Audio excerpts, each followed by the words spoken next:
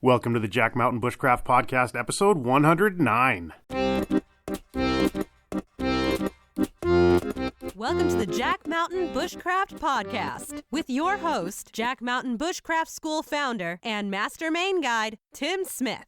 I'm your host, Tim Smith. I'm a registered Master Maine Guide and have been a full-time outdoor instructor and guide since founding the Jack Mountain Bushcraft School in 1999. We help people become more skilled, more knowledgeable, more experienced, and more confident in the natural world through our bushcraft and guide training semester programs and multi-week canoe and snowshoe expeditions. You can check out the show notes to all of our podcasts at blog.jackmtn.com. If you're interested in learning more about our college-accredited and GI Bill-approved programs, visit the Jack Mountain Bushcraft School on the web at jackmtn.com. And check out our online network and digital learning academy at bushcraftschool.com. Hello and welcome back to the Jack Mountain Bushcraft Podcast. Tim and Christopher coming to you from the communications level of our remote semi-subterranean northern Maine layer and headquarters. I feel like at this stage it's been like at least 1,000 podcasts that you've said that, and we should just tell people it's how could it be? If this is episode 109, how could we have done it over 1,000 podcasts? It's your basement. We're in your basement. The communications level of the hello everyone, how are you? Semi-subterranean. We're really punchy. It's week 9. Yeah, we're just about done with this semester. The weather's changing, everything's changing. We're headed out tomorrow to do solos, so if you think we're punchy now, give us a couple of days where we have nobody to talk to but each other, and we'll be real punchy. It's going to be weird. We always say we'll bring this thing and this little recorder that we use and record a podcast while we're out there, and then we get out there and start thinking about what we'll record and realize that it's not fit for anyone to ever hear. Right. It would just be like gibberish. That would be when they send the big padded van up and put us both in it and take us to Shady Acres. Together forever. Trembling Acres. Together forever. In a van. Oh, man. Yeah, so we've got that going for us. It's a thing. So we just wrapped up, as part of the fall Wilderness Bushcraft Semester this year, we added a new exercise, which was a 48-hour primitive living experiment where students took off onto the land and they were only able to bring things that they had made plus a tarp and a sleeping bag so that they didn't have to stay warm by fire. And we're able to get out of the rain, but no matches, no metal pots, no store-bought string, cordage they made themselves, a bow drill kit with a natural string they had made themselves, coal burn bowls, natural rope, pack frames, that sort of a thing. Yeah, so even the tools that they brought for making feather sticks for fire and stuff like that. They brought a knife they made themselves, all sorts of stuff. So I chatted with most of them. I chatted with all of them this morning on their way up. They were sort of my alarm clock this morning. They all walked by my little campsite on their way back up from the river where we had them sort of camped over the last couple days. And every single one of them had a big old smile on their face. And it's this interesting thing where is the smile on their face from, I think about it every time we do any kind of solo, is the smile on their face from the experience themselves or from like getting to share that experience? Like you're the first person they've talked to in 2 days. You have this awesome experience and you can't wait to share it with people. Or maybe their smile is like, thank God that's over. Yeah, there's this, I was thinking about it this morning. There's this book from an old book called The Havmal, which is the sayings of Har, and in it one of the quotes is Har was the name. It's an old not Dar. No, not the main character from the movie The Beastmaster and Beastmaster 2. Not that person. So anyway, so the quote is, young was I once and wandering walked alone, but then finding a comrade I was cheered, for man is cheered by man. And there's something about that, like this idea that like, yeah, when you're, it's good to go out on your own and learn these things, but like the bringing it back and like that first person you see, like they're gonna get all of your attention in that moment because we're a social species and you haven't talked to anybody for 48 hours, and it's a pretty for me it's a pretty cool thing to get to have that with each of them as they walked by.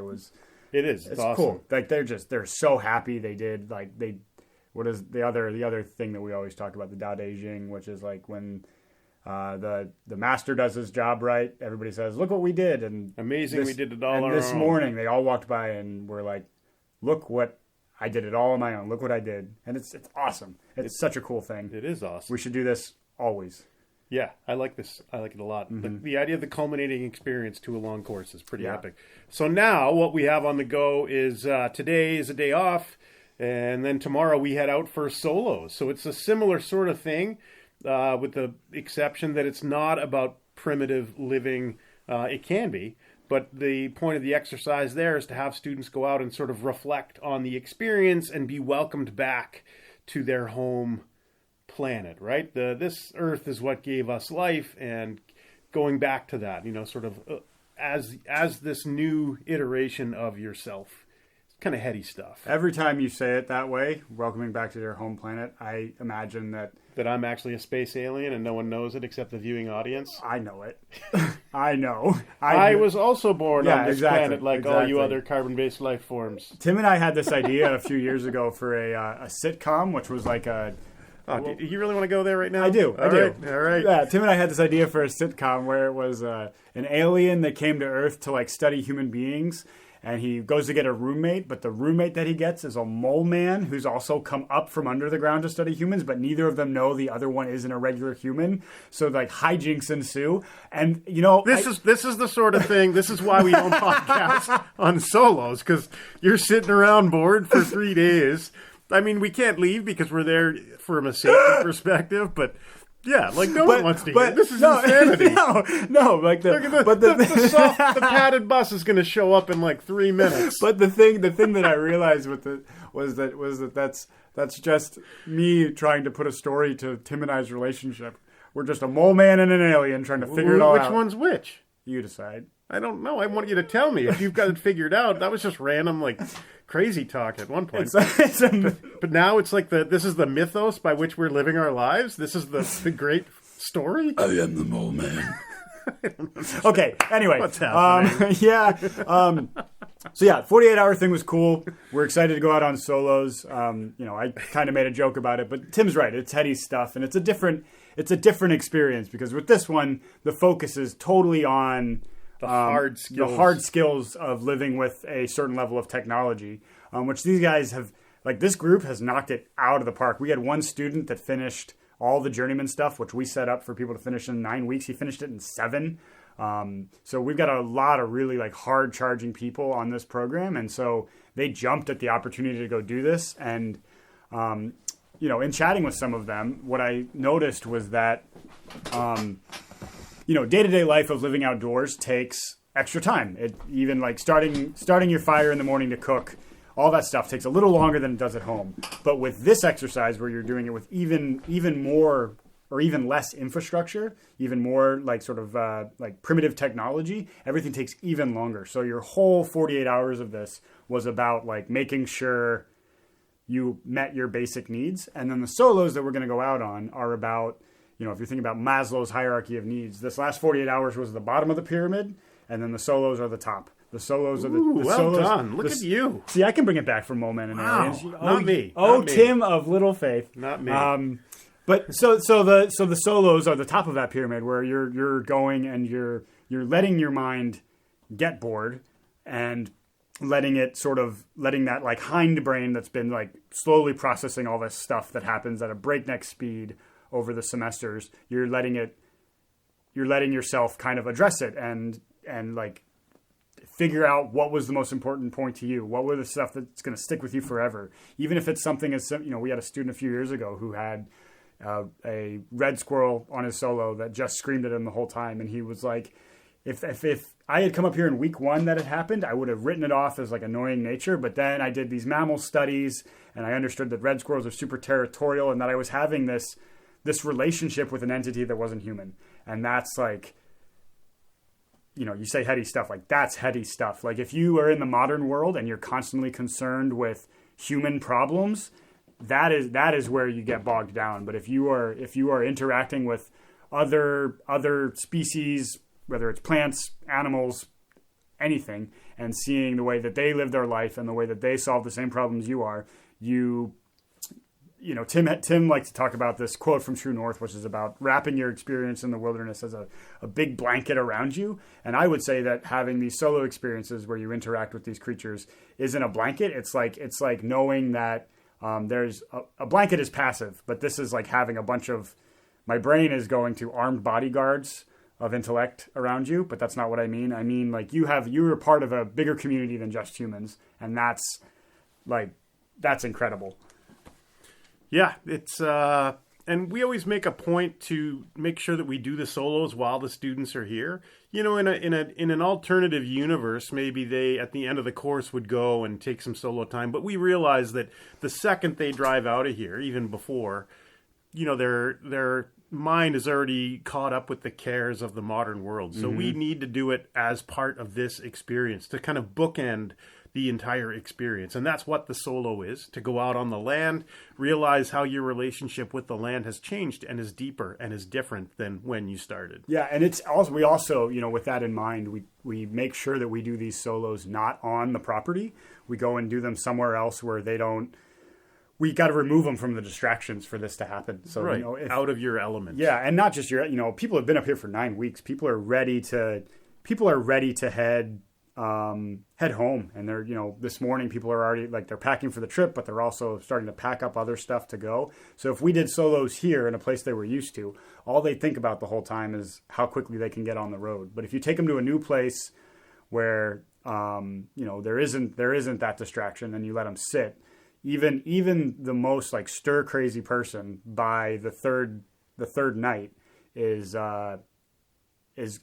calmed down and is just letting that stuff happen, letting the process happen to them, and that's incredibly I don't think I think the experience would be substantially less powerful. The semester as a whole would be substantially less powerful if we didn't have this capstone for the whole program. Agreed. Yeah. I feel like I'm running my mouth a lot. No, I think it's great. I actually want to do the quote because I've butchered that quote from True North so many times.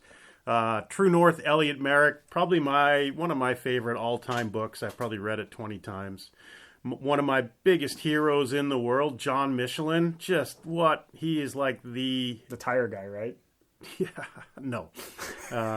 Anyway, he's pretty awesome. Yeah, he was the trapper that Elliot Merrick and Kay went up into the interior of Labrador with in 1930.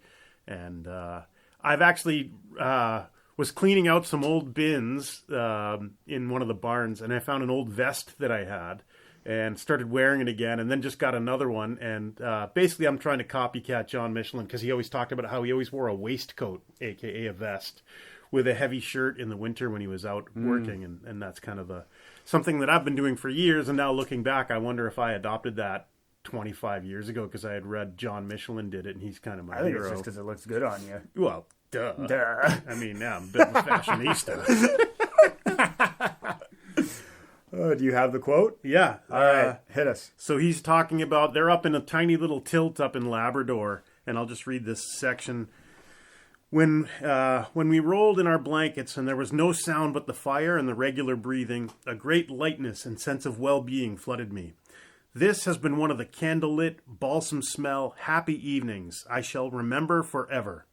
If ever I am dragged back to the city again, I shall gird myself in these evenings 5 feet thick, and nothing can touch me. Pretty epic. Yeah. And I feel like that's what the solo experience is. Totally. Putting the capstone on this experience, this amazing life experience these people are having. And you think about, when I think about it, whenever I'm somewhere difficult, last winter, when I was sick in the hospital with COVID, I thought a lot about, what are the times that if I'd close my eyes and sort of escape the mundanity of being in the hospital. And I'm like, so where did you want to go? And for me, it was being out on a winter trip, being out on on that Bonaventure canoe trip we did years ago with that great group, or being out on a winter trip and living life by its barest essentials and life in the elements and that sort of a thing. And you think, and when, in my mind, when I transported to being there, nothing could touch me. It's pretty good stuff. Yeah. If you haven't read it, do yourself a favor. Get a copy of True North by Elliot Merrick. Just epic book, epic stories. And essentially, in a nutshell, I think he went to Yale University in the 1920s. The first 5 pages is an ode to escapism, where he's kind of not happy with his life working in the big city.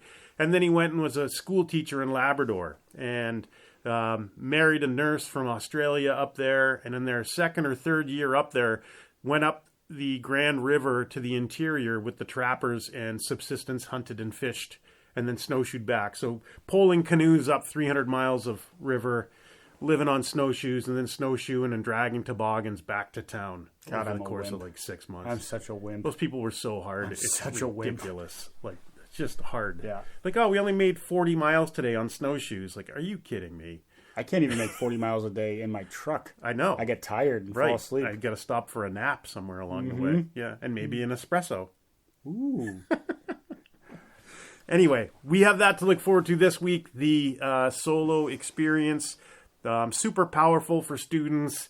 And then it leaves Christopher and I to sit around and camp and come up with wacky stories about mole people and aliens. Yeah, wacky sitcom plots. Yeah, I mean, yeah. So we.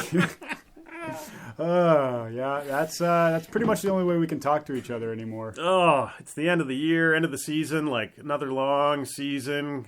It's a really long one. And we have nothing left to say to each other. It's amazing that we're still speaking on record right now. Yeah, I don't think if we weren't recording, we wouldn't be Tim and I have a little bucket by the door to our quote unquote recording studio, and we both have to drop our knives in it before we start recording. It's just safer that way. Yeah. Because knife fights?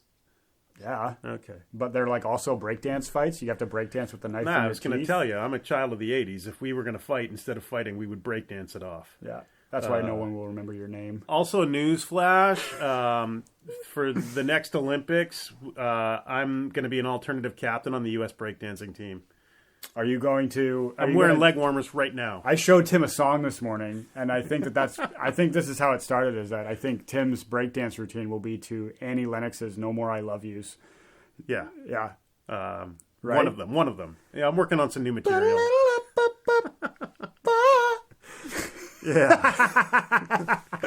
So anyway, the wheels are already off of this thing. The wheels started off. I think we started in like the Flintstone mobile, but the rocks weren't even there. Did you ever see the picture I have of the guy? It was on the way to northern Quebec. Yeah. The guy like recreated the Fred Flintstone's car out of logs. Yep. That's a great photo. Yep. I keep expecting you to show up one day in it. If I could find that thing again, if I could make we could working... make it. Yeah, we could, but it would take work. Okay, so let's jump into the kind of the meat of this, which is the, Do you want to talk about? Yeah. So we have a couple of things here that we want to talk about, which is the first is Tim had a question about us having an apprentice program. Yeah. And somebody asked me recently, about. Do you guys have an apprentice program? And I thought about it for a little bit and I said, yes, of course we have an apprentice program. And essentially around here, you're an apprentice until you get your journeyman certification, because that's the next level, the next rung of the ladder, so to speak, on the way from being a complete novice till you're, an accomplished guide and or instructor / expert. And the different levels of that are, number one, in order to become like a competent instructor or guide, the first step along the journey is to kind of get your feet under you with regards to the specific content. So to become a subject matter expert. And I don't know that there's any sort of secret to that. We have a saying around here that it's all about the reps. Everything is about the reps, that you need a certain amount of experience and having done things a certain number of times until you can be good at them and sort of understand everything that goes into it. But a content matter or a subject matter expert does not make a good instructor right off the bat. So, first you are a apprentice, then you have your journeyman cert, and that means that you're sort of dangerous and know enough to be able to go do things on your own and start getting more and more reps, and then you have to learn the ins and outs of how to teach, how to guide, how to manage people in a remote situation. And that's a whole nother skill set. So, if you think about like the competent instructor, yes, they're a subject matter expert. They also have to be a soft skills, expert, but they have to know what they're doing.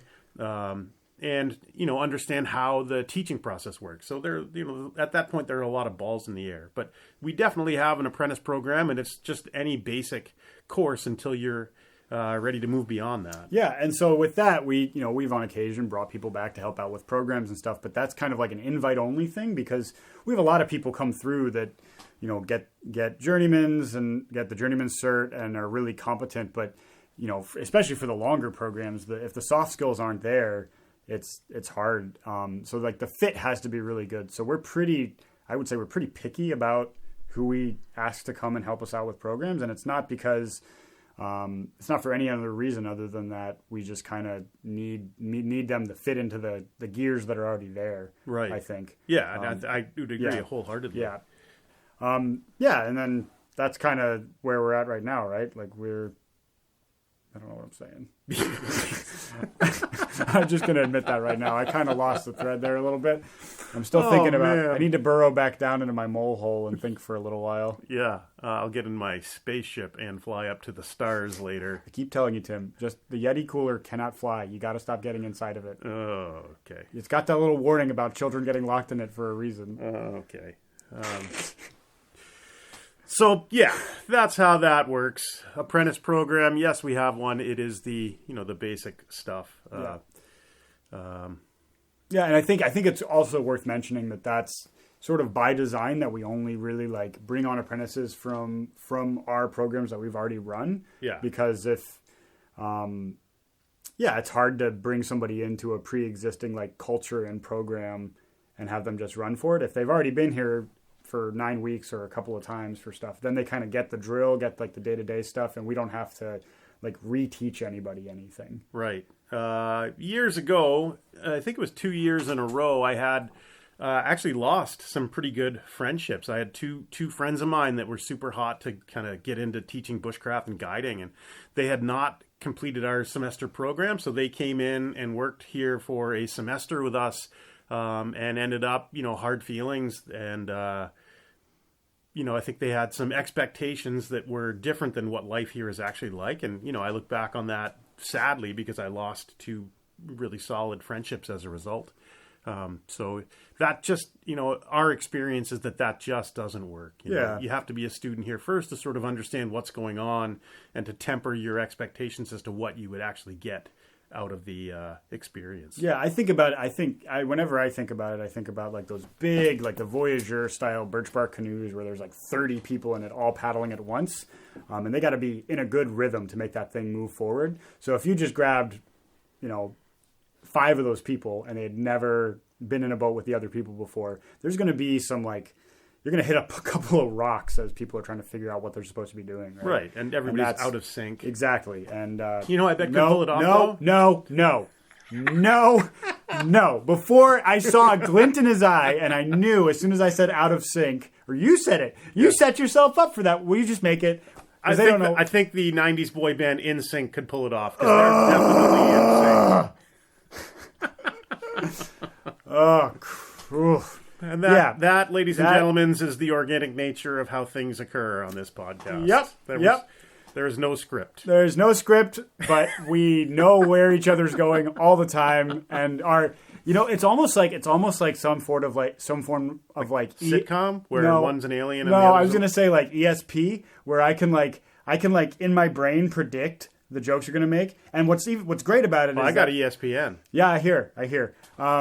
So I can predict those jokes, and what I've done now is I do the groan internally before you make the joke, and then I don't have to respond. Those guys, when we and were don't give you what you need. So this point in the course, we're trying to manage everybody's energy levels. We're trying to keep everybody going and hard charging to the finish line. So part of that is, I think twice in the last 2 weeks, I've made a big Dutch oven dinner for everybody on the course, kind of a chance to get out of camp and come across the road and whatever. Different meal, a lot of calories. Up to the right side of the tracks. And two of the guys were saying that, by week 6, they could sense when there was a joke coming. Mm-hmm. And I got to work on my delivery. Work on your delivery. That's probably a good plan. So, wow, where are we? We're in the subterranean level of... So looking at our other things on our list to talk about here today, we wanted to talk briefly about our online network. Which Specifically talk to you guys about it. Yeah, talk to our listening audience about the online network we have at bushcraftschool.com. We've had it up now for just about 2 years. And we've got like 600 members. More than that. It's free to join. We join. get a couple every day. And we're trying to figure out what the best way forward is. I mean, initially we were running courses on there, like facilitating our in-person courses by using it as an online bulletin board. And it still is kind of how we justify the expense of having this thing, but we're really curious what people are interested in, and again, we have a lot of people who've joined, and some of them may be listening to this, and like there's a pretty core active group of people on it too that are kind of always putting stuff up and chatting with each other, and and that makes us think like we should do more with it, but we don't really know what the approach is for that. We're trying to figure out what's the next right step forward with that. So, one option is to kind of start like a full-blown online courses, sort of a full-blown online university, if you will, of bushcraft and outdoor living guide training. So we have the, running specific courses and having people sign up for the courses and, limit the enrollment, that sort of a thing. And it's definitely something we're still planning on doing, is having more content there that people can engage with from a course perspective. I've always been a little bit leery about sort of online education. I realize that's like the bit of the dinosaur in me that, all this new sort of online stuff. And I realize the cat is totally out of the bag as a result of this pandemic that we've been kind of slogging through for the last 15 or so months. But just real quick, if you're a bird, I'm a bird. That's a dinosaur joke and a joke about The Notebook, the movie. What? Somebody will get it. The Notebook? Yeah. If you're a bird, I'm a bird. Dinosaurs are birds. That's a quote from the movie. It's just saying you're a dinosaur. There's a movie called The Notebook. Is that what you're telling me? And that's a joke from it? The most tragic love story of all time. What? It's so good. I thought that was Dumb and Dumber. I don't know, man. I just felt like I needed to make the ornithology joke, and the only way I knew it was through the vein of I don't even know what you're talking attractive about. Hollywood movie stars, because I've been with you for a while. Who's in that movie? Ryan Gosling and Rachel. And they're supposed to be stars? Have they ever been on a reality TV show? I don't think so. Not like you have. I don't know if you guys in the listening audience knew this about me, but I was on one episode of a reality TV show. That's kind of my go-to. That's my go-to introduction. Way to get Christopher to shut himself up. Yeah, like when I introduced myself, like last week when I went to the grocery store in Presque Isle, I asked the manager, like, do you have a separate checkout line for celebrities? Because I was on one episode of a reality TV show.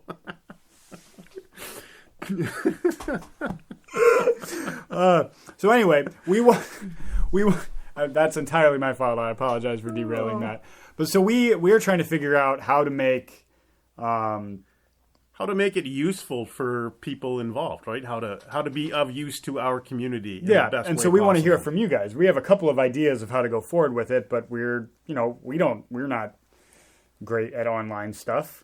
So we're kind of curious what you guys would think about it. Yeah, so if you're a member, if you're not a member, go to bushcraftschool.com and join up. You got to use your real name, but it doesn't cost anything. And we use real names because, like, nobody wants to interact with Bushmaster 007 or, some other internet handle. And I think, the internet handle bit and the sort of anonymity of the web is one of the reasons why society is starting to crater in general. So trying to avoid that and, talk to people like you would if you were in person, I think is a valuable thing. But yeah, if you're not a member, go there, join up, and let us know, like, hey, what do you want to get out of this? What do you, like, if it was, say, online courses, do you want them in, hard skills? Like, should we do a thing on how to choose and use a good knife and the skills you should have in order to consider yourself competent with a knife? Is it more like the weather course that we currently have on there with a lot of the nature study stuff that you can do at home where you wouldn't have to, have access to tons of woods or a big alder patch or something that you can carve all day? So we are looking for feedback. We're looking for what do people want to get out of that. Yeah, and I think it's important to say, like, no idea is too crazy. Like, we're just trying, like, if you have something that you've been thinking about for a while that we haven't put up there, let us know. Because essentially what happens is once we're done with this course and it gets to winter, Tim and I spend the whole winter trying to find things to do other than winter trips. And so that's usually when a lot of the moving parts happen for office work for us. So yeah, jump on it. So when we wrap up this course, we've got one more course coming up, the Autumn Woodsman. There's still, I think, 2 or maybe 3 spaces left in it coming up in a couple of weeks. If you're interested in jumping on board, jump on board. After that, the next thing we have going on is the Boreal Snowshoe Expedition coming in February. And we haven't run that for 2 years because of this pandemic. Yep. So we're hopeful that this Delta variant will be gone by then and that the state of Maine won't say, no, you can't go do this like they have the last couple of years. Basically, there's no social distancing in a winter tent scenario. It's basically cram a bunch of people into a small warm space and be out on the land. So we're really looking forward to that. That one's pretty close to being full now. So we've had people that, kind of a backlog of people who couldn't do it last year or the year before. And so we're really hopeful that we'll be able to pull that off this year. Yeah, and the year-long program in Vermont with School of the Forest is, so I think we got 2 spots left for it, and we're still kind of, probably have to sign up for the next session, but there's still room in it for people that are interested. So if so, get in touch. It's been a blast so far. I'm looking forward to seeing what the next year holds. And what an amazing opportunity, because in order to participate in that, you don't have to drive all the way up here to Aroostook County. You're not basically covering the entire length of Interstate 95 through the state of Maine. Yeah, we're really close to a lot of major cities, and so this is a particularly good program for people that are kind of in the Boston area or southern New Hampshire. How far are you out of Rio de Janeiro? Is that like southern Maine? Yeah. I don't know. I don't know either. I started measuring everything by soup cans, so you're going to have to... I will do anything I can to avoid using the metric system, but I also realized that my feet aren't actually a foot long. They're a little bit longer, so I needed to come up with a different measurement system. So I've just been laying soup cans against things and counting them. That's why I tripped over all those soup cans the other day. Mm-hmm. Well, I also figured that you and I need a way to talk to each other because you're up the hill now from camp. So I've just been slowly running white string up the whole driveway down to the field school up to your house. And so there's going to be soup cans on either end, and you and I can lay in bed and talk to each other all night. That sounds terrifying. Yeah, well, you got to do what you got to do. It's a thing I learned with my people, the moles. This is the first podcast where I've ever felt like I'm the one making stupid jokes more than you are, and I don't know what's happening. I have no idea how to rein anybody in. Like I'm much more your skill set. I'm more of an enabler than anything else. Yeah. So, well, okay. After switching gears. Yeah. After the Autumn Woodsman course, Tim is going to take the show on the road. I'm going to drive, it looks like, from Maine to Texas for a couple of months, where I'll spend some time with my family. But if you're along that route, somewhere from Maine to Texas, I'm going to bring a canoe with me. Last year, I brought a canoe and a kayak and went to Texas, and Phil Salonik and I had big plans on canoeing the Rio Grande through Big Bend. How close is that to Rio de Janeiro? I don't know. It's got Rio in it. They must be right next to each other then. Yeah. And then we'll listen to Duran Duran's song Rio over and over while we do it. But I had planned to do that, got COVID, didn't go. So this year am hoping to finally get down on that waterway. So I'm bringing a canoe with me. If you're somewhere between Maine and Texas and you know of great canoeable water in your neck of the woods, I'm basically looking for a way to break up the drive. So if you could let me know, comment on this or throw up a post at bushcraftschool.com and let me know someplace that I should see, right? Yeah. And if you guys, I'm going to throw Tim some extra work here, but if you're somebody along that way that we've interacted with before and you're doing cool stuff outdoors, let us know so we can... As you guys can tell from this episode, Tim and I have very little of substance left to say on the podcast. So the more people we can get to come on, the better. So if that's something you guys any of you are interested in, give Tim a heads up, and we can get something of a little more. Yeah. Maybe take the road show. Yeah, the road show, Yeah. the Tim Smith road show. Yeah, we'll shoot some video, some podcasting from the road. Hashtag roadshow. Are there going to be antique roads? Hashtag van. No, I don't have a van. Hashtag truck life. I don't know. I'm reaching. I'm trying to be hip, right? I'm trying to be with it, like all the cool kids these days that live in vans.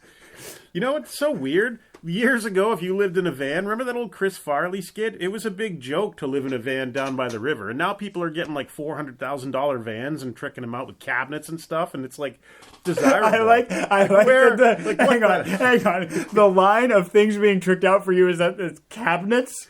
RVs have had cabinets since like the 60s. No, I saw a thing where these people are like, oh, we're gonna do our van build, and like they spend like I don't know how much money and time putting cabinets in a van. Like you're one like fender bender away from all your dishes smashing anyway. What? Why have you put so much thought into this problem? I don't know. Well, because I think of that Chris Farley skit about living in a van down by the river, and now everybody's doing it for real. Yeah, they're living in a van down by the river. Right. And eventually, someone else that lives in a van down by the river comes in and belly flops onto all their cabinets with their dishes in it and breaks it. That's how the sketch went, right? Was it? I think it was a table. A friend of mine, good Chris Farley story. So a friend of mine named Guy, I won't say his last name, but a real good friend. I've known him for like, I don't know, close to 30 years now. And he went to the University of Wisconsin at Madison in the 80s, late 1980s. And his roommate or something knew Chris Farley from growing up. So my friend Guy's friend knew Chris Farley, and Chris Farley came up and stayed at their house they rented at the University of Wisconsin in Madison, and he broke his table. And so that was the thing. And it was funny because then that skit became popular, and that was sort of his shtick, but he was actually doing it in real life. Yeah. So to bring this around full circle, if you were doing anything interesting in the outdoors, it's really clear that we have nothing to talk about outdoor wise. Or if you, and I would love to know, like, hey, what's the best, if I'm driving through Tennessee, where should I not miss if I'm going to throw a boat in the water in Tennessee? Or like, and I'm familiar with like I've looked online, like the Buffalo River in Arkansas. But if you have suggestions, let us know. Yeah. One of the things, years ago, I had a book, the Pole Paddling Portage, Bill Riviere. Bill was a Maine guide. World War II, he walked the border, like in northwestern Maine. That was kind of his job during the war. And then he became a Maine guide, wrote a whole bunch of books. And his book, Pole Paddling Portage, has always been, I think I've always had a copy since I was a little kid. And there's a scene in there where I think he's canoeing in the Okefenokee Swamp in Georgia. And it was just cool. He's like poling his boat. And the idea of like taking those Maine guide canoe skills and taking them to different regions, right? And it's always kind of stuck with me, and now maybe that's what this winter will be. I bring this boat down to Texas. We'll probably canoe on Town Lake in Austin and maybe the San Marcos River, hopefully the Rio Grande, and, maybe a few others along the way. That's kind of the impetus. So would love to hear, hey, here's an awesome like local gem that maybe isn't in the sort of silly internet top 10 lists of places you need to paddle. Yeah. Like we end up on all those lists for schools, and none of the people who write these things ever come here. Like the writers, they don't call, they don't interview. So I'm pretty sure whenever any like top 10 list on the internet, they just Google something. That's the extent of journalism in 2021. Like, oh yeah, we'll do a article about the top 10 like kitchen knives, and all they do is go find the 10 that sell the best.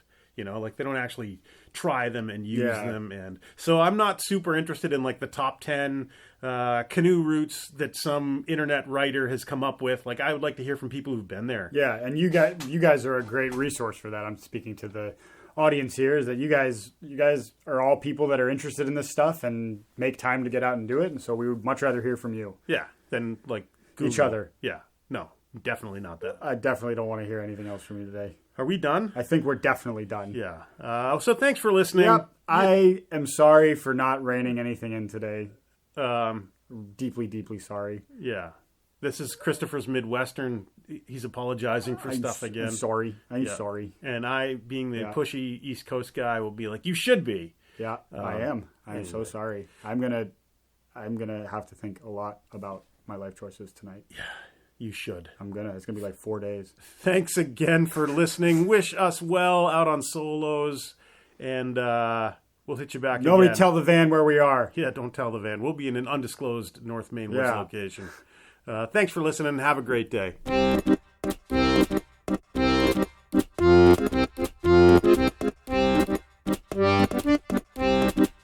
You have been listening to the Jack Mountain Bushcraft Podcast. For more information on our professional wilderness guide training programs that are college accredited and GI Bill approved, visit us on the web at jackmtn.com.